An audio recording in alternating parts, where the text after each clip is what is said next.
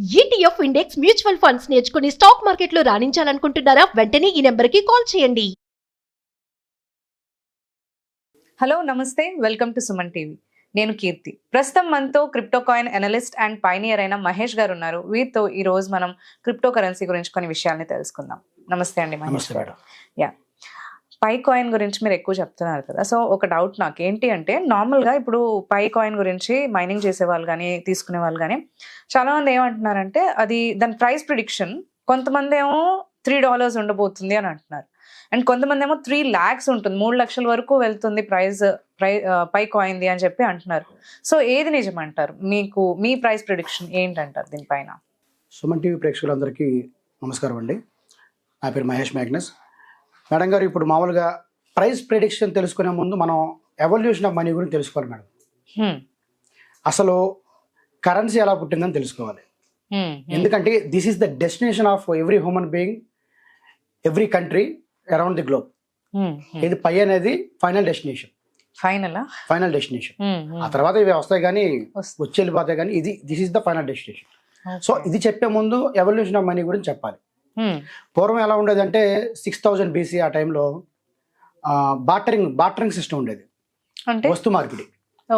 ఇప్పుడు మీరు ధాన్యం బస్తా ఇస్తే వేరే వాళ్ళు పశువులు ఇచ్చేవాళ్ళు, మీరు కూరగాయలు ఇస్తే ఇంకో పర్సన్ కొండలు ఇచ్చేవాళ్ళు. అలాగా ఆ వస్తు మార్పిడి దగ్గర నుంచి నాణ్యాల దాకా వచ్చింది అన్నమాట.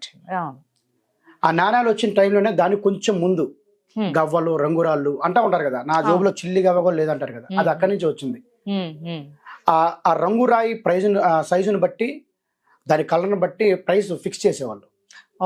ఆ రాళ్ళు ఇస్తే వాళ్ళు కందిపప్పు ఇచ్చేవాళ్ళు, ఆ రాళ్ళు ఇస్తే వాళ్ళు శనగపప్పు ఇచ్చేవాళ్ళు, ఆ రాళ్ళు ఇస్తే వాళ్ళు ఎంతైతే ఎక్కువ క్వాంటిటీ రాళ్ళు ఇస్తారో ఈ పశువుల్ని గొర్రెల్ని మార్పిడి చేసుకునేవాళ్ళు, ఎక్స్చేంజ్ చేసుకునేవాళ్ళు. రాను రాను ఏమైందంటే ఒక స్పెసిఫిక్ ప్రైస్ తీసుకురావడానికి బంగారు నాణ్యాలు పుట్టించారు.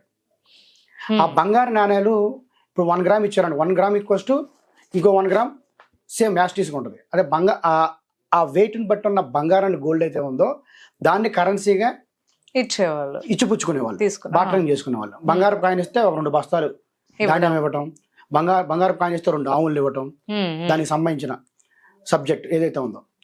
అయితే ఆ తర్వాత ఏమైందంటే ఈ బంగారు కాయిన్స్కి వాల్యూ పెరగబట్టి, బంగారానికి ఎందుకు వాల్యూ వచ్చింది బాగా, అది సప్లై చాలా తక్కువ అప్పటి నుంచే, అదే బంగారానికి అంత వాల్యూ, అది అందరికీ తెలిసిందేలేండి. అయితే ఏంటంటే అక్కడ బందిపోట్లు రాబరీ చేయడానికి ఇళ్లలోకి చొరబడి మనుషుల్లో చంపేసేసి ఎవరి దగ్గర బంగారం ఉందో రాబరీ చేసేవాళ్ళు. ఆ టైంలో ఏం చేసేవాళ్ళు అంటే బ్లాక్ స్మిత్స్ అని ఉండేవాళ్ళు, బంగారం పని చేసుకునే వాళ్ళు ఉంటారు కదా, వాళ్ళ దగ్గర బంగారాన్ని దాచేవాళ్ళు. అక్కడ ఇనపెట్టుల్లో దాచుకొని అక్కడ సెక్యూరిటీ గార్డులను పెట్టేవాళ్ళు, అంటే భటుల్ని సైనికులను పెట్టేవాళ్ళు అనమాట. అప్పుడు ఎవరైతే బ్లాక్ స్మిత్ ఉన్నారో అతను వచ్చేసి ఒక పేపర్ మీద 1 kg బంగారం అనుకోండి, నేను 1 kg బంగారం, మహేష్ kg బంగారం అని ఒక నోటు మీద స్టాంప్ వేసి ఇచ్చేవాళ్ళు. అది తీసుకెళ్ళి నేను ఎక్కడైనా సరే ఆ నోట్ ఇస్తే నాకు కావాల్సింది ఇచ్చేవాళ్ళు. మిగతా చిన్న నోట్లు ఉంటాయి కదా, 1/2 kg బంగారం నోట్లు అవన్నీ చిల్లర వెనక్కి ఇచ్చేవాళ్ళు అన్నమాట, చేంజ్. అలా కొన్ని రోజుల తర్వాత ఏమైందంటే అది ఆ నోటే పేపర్ కరెన్సీగా మారింది. అలా మన కరెన్సీ పుట్టింది. ఆ తర్వాత కొన్ని రోజుల తర్వాత, అంటే కొన్ని సంవత్సరాల తర్వాత వాళ్ళ దేశాల్లో బ్యాంకింగ్ సిస్టమ్ అనేది సెంట్రల్ బ్యాంక్స్ అనేవి రావడం జరిగింది. ఆ తర్వాత ఆ బ్యాంక్స్ నుంచి మనం రెగ్యులర్గా ఇప్పుడు యూజ్ చేసే కరెన్సీ రావడం జరిగింది. ఆ కరెన్సీ నుంచి ప్లాస్టిక్ కరెన్సీ వచ్చింది. ప్లాస్టిక్ కరెన్సీ అంటే ఏంటి మేడం? మన క్రెడిట్ కార్డ్స్, డెబిట్ కార్డ్స్. అక్కడ నుండి డిజిటల్ పేమెంట్స్ వచ్చినాయి, ఫోన్ పే, గూగుల్ పే. ఇప్పుడు న్యూ ఎరాలోకి ఎంటర్ అవబోతున్నాం, అదే క్రిప్టో కరెన్సీ. ఆ క్రిప్టో కరెన్సీకి బాప్ ఏదైతే ఉందో, father of NFT, bit coin. తను అనుకున్న కళ సతోషి నకమోటో ఎవరైతే ఉన్నారో, జపనీస్ అని చిత్రీకరించారు కదా, ఎనానమస్ పర్సన్. అతను అనుకున్న కళ ఏదైతే ఉందో, బిట్ కాయిన్తో వరల్డ్ వైడ్గా యుటిలిటీస్, గూడ్స్ అండ్ సర్వీసెస్లో పేమెంట్ చేయాలని అతను తీసుకొచ్చాడు. కాకపోతే ఎకో సిస్టమ్ అనేది డెవలప్ అవ్వకపోవడం వల్ల అది ఫెయిల్ అయింది. ఓన్లీ ట్రేడింగ్ చేసుకోవడానికి మాత్రమే అది ఉపయోగపడుతుంది. దాన్ని ఫుల్ఫిల్ చేయడానికి వచ్చిందే పై కరెన్సీ. అంటే ఇంతకుముందు మరి Ethereum, Binance smart chain, Polkadot, Polygon, Matic, ఇలాగ TRX, బినాన్స్ స్మార్ట్ చైన్ ఇవన్నీ ఉన్నాయి, బట్ వాటికి కూడా ఎకో సిస్టమ్ అనేది లేదు.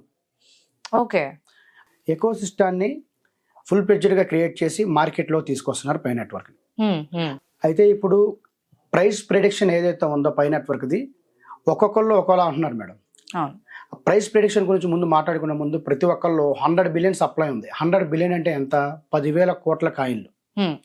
10,000 కోట్ల కాయిన్లు మార్కెట్లోకి వస్తే అది కనీసం ₹1 కూడా ఉండదు అంటున్నారు అందరూ. అవును.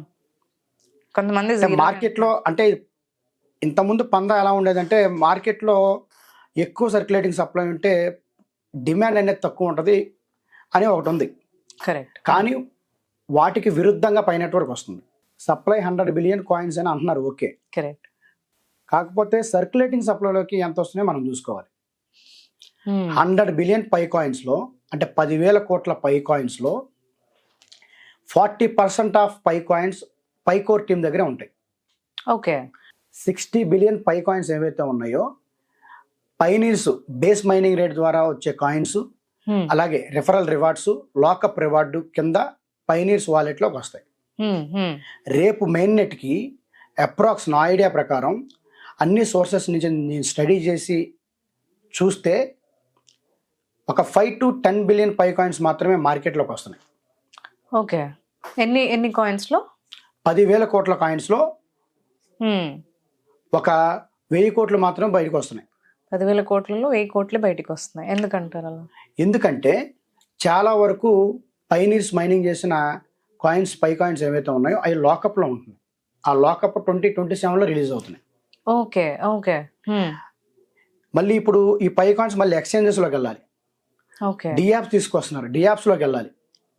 డియాప్స్ అంటే goods and services, e commerce వెబ్సైట్లు, ఫ్లైట్ టికెట్లు బుక్ చేసుకోవడానికి, మనకి ఏదన్నా మొబైల్స్, ల్యాప్టాప్స్, ఇయర్ ఫోన్స్ ఏవైతే ఉంటాయో మన గ్రాసరీస్ అన్ని బుక్ చేసుకోవడానికి యాప్స్ రెడీ అవుతున్నాయి. అలాగే ప్రతిది ఈచ్ అండ్ ఎవ్రీథింగ్ ఆన్లైన్లో దొరుకుతుంది. ఓకే. ఆ ఎకో సిస్టంలో క్రమేపీ దాని పర్చేసింగ్ అన్ని పెరుగుతాయి, వైడ్లీ యూజ్ చేస్తారన్నమాట క్రిప్టో కరెన్సీని, పై కాయిన్ని. సో వచ్చే 10 బిలియన్ కాయిన్స్ ఏవైతే ఉన్నాయో అవి సరిపోవట్లేదు కదా, అసలు సరిపోవు. అప్పుడు ప్రైస్ ఎలా ఉంటుందో ఎవరైతే నెగిటివర్స్ ఉన్నారో వాళ్ళకే వదిలేస్తున్నారు. ఓకే, మిగతా క్రిప్టో కరెన్సీ కేసెస్లో ఆ ఆస్పెక్ట్లో చూసుకుంటే ఎక్కువ సప్లై ఉంటే డిమాండ్ ఉండదు, వాళ్ళన్నా ₹1 కూడా రాదు. కానీ ఇక్కడ ఎకో సిస్టమ్ ఉంది మనకి, అక్కడ ట్రేడింగ్ జరగాల, ఇక్కడ ఎకో సిస్టంలో ఈ గూడ్స్ అండ్ సర్వీసులు యూజ్ చేసుకోవాలా. మళ్ళీ క్రమేపీ దాన్ని చూసి దానికున్న పాపులారిటీ చూసి ప్రతి ఒక్కరిని పై నెట్వర్క్లోకి వచ్చి యాప్ మైనింగ్ చేసుకొని లేకపోతే ఎక్స్చేంజ్లో కొనుక్కొని వాళ్ళ దగ్గర పై వాలెట్లో పెట్టుకుంటారా మళ్ళీ? కరెక్ట్. అప్పుడు సరిపోతుంది అంటారు మేడం సప్లై? అది మార్కెట్లోకి పై కాయిన్స్ మైనింగ్ అయ్యే కొద్దీ యూజర్స్ పెరుగుతూ ఉంటారుగా. అవును, అవును. అప్పుడు ఆ కాయిన్స్ జనాలందరూ సరిపోతాయండి. అంటే ఇది decentralised and block chain system.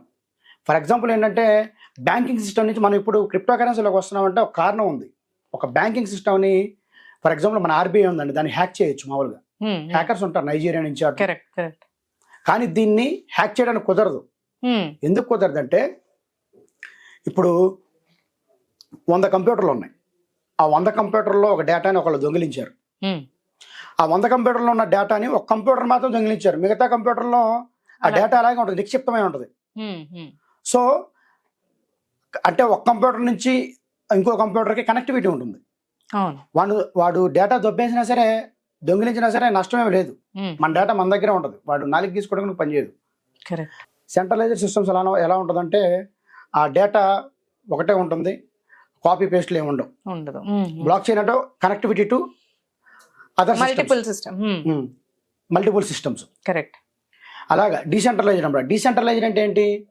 Already set చేసి వదిలేశారు, దాంట్లో మధ్యలో దూరడాలు ఉండవు, అది ఆటోమేటిక్గా సిస్టమ్ ఆపరేట్ చేసుకుంటుంది అనమాట. కరెక్ట్. సో అందరం సెక్యూరిటీ పర్పస్ ఇప్పుడు మన బ్లాక్ చైన్లోకి క్రిప్టో కరెన్సీల కోసం ఆ క్రిప్టో కరెన్సీలో హైలైట్ ఏదైతే ఉందో ది బెస్ట్ క్రిప్టో కరెన్సీ అంటే it's just not a crypto currency, it's a global payment method. So price మీరు వాళ్ళకే వదిలేస్తున్నారు అన్నారు, మీ ప్రిడిక్షన్ ఏంటి? అసలు ఎంత వెళ్తుందని మీరేమనుకుంటున్నారు? మేడం నేను తీసుకున్న సోర్సెస్ ఏవైతే ఉన్నాయో, నేను స్టడీ చేసిన విధానాన్ని బట్టి ప్రైస్ అనేది $1 నుంచి $3,140 దాకా ఉంటుంది. ఓకే. $1 to 3,140 లేదా $1 to $10. లేదా $10 to $314 ఇలా ఉంటుంది. కాకపోతే నేను పైనీర్స్ అందరికీ చెప్పేది ఏంటంటే వ్యూయర్స్కి పైనీర్స్కి ఎక్కువ హోప్ పెట్టుకోవద్దు. జస్ట్ మీరు $1 మీద ఫిక్స్ అవ్వండి. ఫ్రీగా మైనింగ్ చేసిందే కదా, $1 మీద ఫిక్స్ అవ్వండి. ఇంకా హైలైట్ అయితే మనమే ఆనందపడేది.